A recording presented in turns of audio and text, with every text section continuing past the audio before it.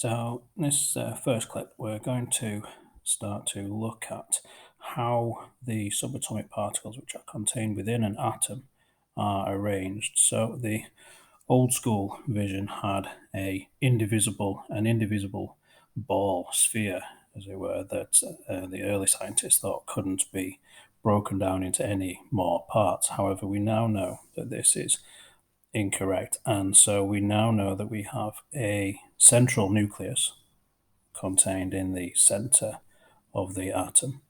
And we now know that we have, via the plum pudding model and now subsequently the nuclear model by Bohr, we now know that we have electronic orbitals, which are the places whereby the electrons can exist around the outside, and these can exist. For this example, we have three rings.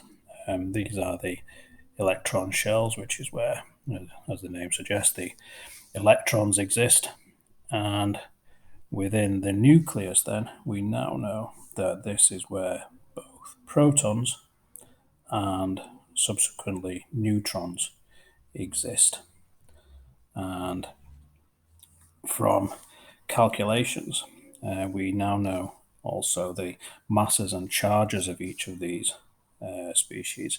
And for an electron, we essentially can ignore their mass. However, relatively, the value usually given is something in the region of 1 over 1840. You may see slightly different values for that, but the mass of those is 1 over 1840. And this is relative to the mass of the proton. And the mass of the proton is regarded as a unit mass, 1. There is an absolute mass in kilograms, but for now we don't need to worry about that.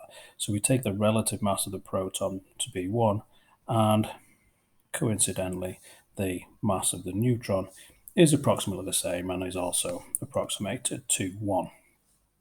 Now, the charge on an atom we know is neutral.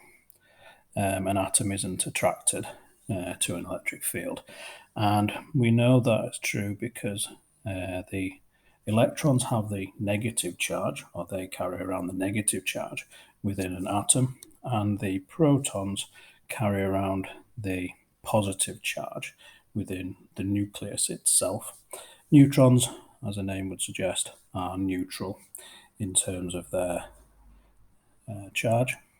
And what that can allow you to elucidate, which we'll look at in a subsequent clip when we look at some examples using sodium, is that the number of electrons and protons within a neutral atom will balance each other out. But as a starting point, this allows us to just briefly look at whereabouts all of the particles are within the atom. So, as I say, we have the nucleus in the middle, followed by the electrons existing in precise energy levels around the outside of the atom, as we said, building on from the plum pudding model where the electrons were thought to be just distributed within a solid positive sphere.